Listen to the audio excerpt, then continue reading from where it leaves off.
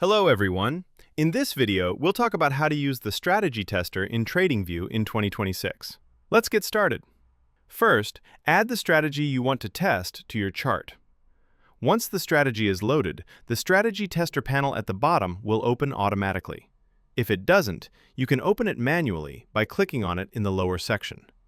If you see a message like "not enough data to display," this usually means there is an issue with your balance settings or a problem in the code. To understand why, make sure your balance settings match the symbol you are trading.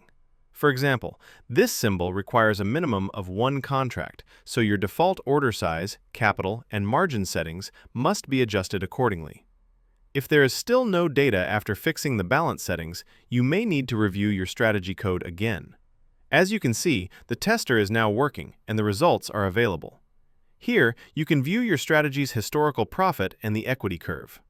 One important detail to note is that the strategy tester only shows results starting from the first visible bar on your chart by default. You can run backtests for different periods by clicking the date range in the top right corner and selecting your desired time range. If you want to automate your strategy and test it on historical data, you don't need to spend time coding. We're here to help. You can contact us through our website.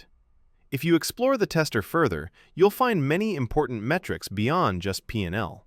Profitable trades shows the win rate of the strategy. Profit factor shows how much the strategy earns for every dollar it loses. If this value is above 1, the strategy is profitable.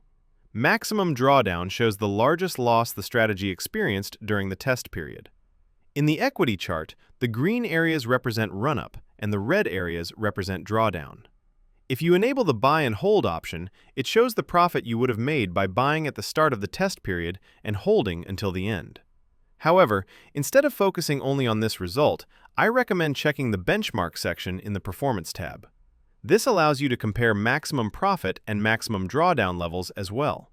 You can also find many other metrics here, such as total profit, total loss, commission, Sharpe ratio, P&L distribution, average trade duration, and more data than you may ever need.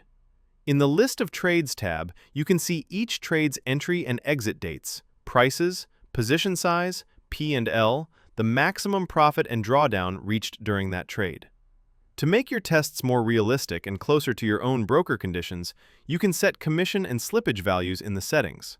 Unfortunately, TradingView does not currently offer an optimization feature, but you can manually change parameters, test different combinations, and export the results to Excel. If you have any questions, feel free to ask in the comments. And don't forget to subscribe for more TradingView and algorithmic trading tips.